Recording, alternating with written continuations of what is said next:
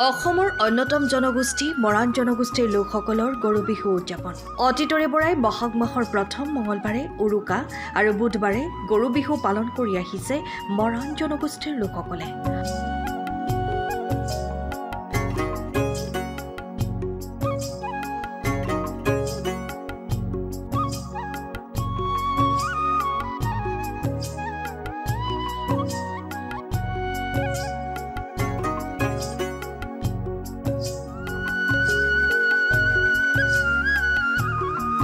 সদৌ মৰাণ ছাত্ৰ সন্থাৰ লগতে মৰাণ জনগোষ্ঠীৰ সংগঠনসমূহে কাকপথাৰৰ তেজীগাঁৱত সমূহীয়াভাৱে পালন কৰিছে গৰু বিহু।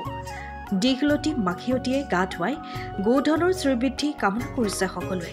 সমান্তৰালভাৱে গাঁৱত থকা হাতীকেইটাকো দীঘলতি মাখিয়তীয়ে গা ধুৱাই গোধনৰ শ্ৰীবৃদ্ধি কামনা কৰিছে সকলোৱে। ইফালে গৰু বিহুৰ দিনটোত বিহু নাচৰ তালে তালে নাচি বাগি আনন্দত মতলীয়া হৈ পৰিছে গাঁওবাসী।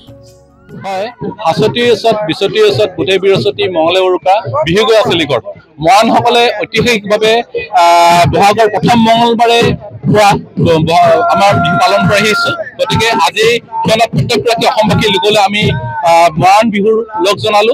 আমি মৰাণসকলে লোকবিশ্বাস আছে, মৰাণসকলৰ পৰম্পৰা সম্পূৰ্ণ নীতি নীতি আছে, পৌৰাণিক ৰীতি নীতিৰে আমি সম্ভাৰ আছে। এই সম্ভাৰবিলাক আমি সুৰক্ষিত আৰু সংৰক্ষণৰ কাৰণে আমি ব্যৱস্থা গ্ৰহণ কৰি আহিছোঁ।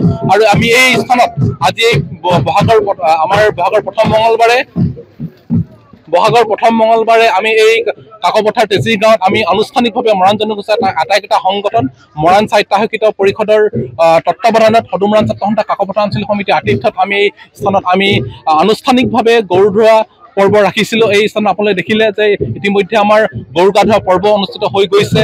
তাৰ পাছতে আমাৰ ম'হ গা ধোৱা হ'ল। তাৰ পাছতে আপোনালোকে দেখিলে মৰাণসকলৰ মূল বাহক হিচাপে যিটো থাকে আমাৰ হাতীটো আমি হাতী গা ধোৱা হ'ল।